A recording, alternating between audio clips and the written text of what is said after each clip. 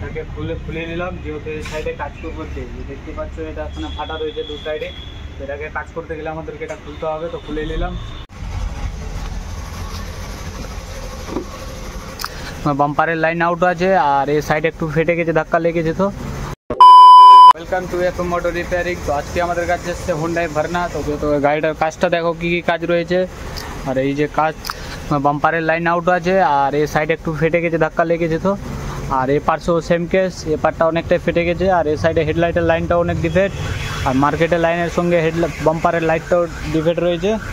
তো এটাকে করবো আমরা রিপেয়ারিং করবো। আর সবচেয়ে প্রথমে তো আমাদেরকে বাম্পারটা খুলতে হবে। দেখতে থাকো আমাদের সঙ্গে আমাদের ভিডিও।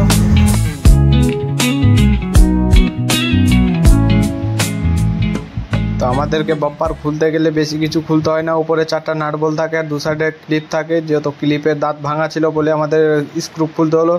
স্ক্রু খোলার পর বাম্পারটা বেরিয়ে গেল। বাম্পারটা বেরানোর পর আমরা হোল্ডার ছিল দুটো, ওটাকে বার করে নিলাম। এটাকে খুলে নিলাম, যেহেতু এই সাইডে কাজ করতে দেখতে পাচ্ছ এটা এখানে ফাটা রয়েছে দু সাইডে। তো এটাকে কাজ করতে গেলে আমাদেরকে এটা খুলতে হবে, তো খুলে নিলাম। খোলার পরে সামনে গ্রিলটাও খুলতে হবে, সামনে গ্রিলটাকেও খুলবো আমরা। তো দেখতে থাকো।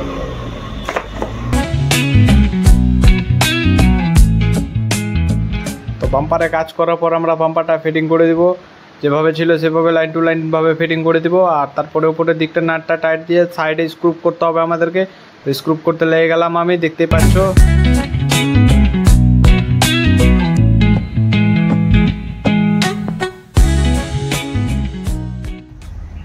ফাইনালি গাইস আমাদের কাজ হয়ে গেছে কমপ্লিট। আর গাড়িটা দেখো কি সুন্দর কাজ হলো।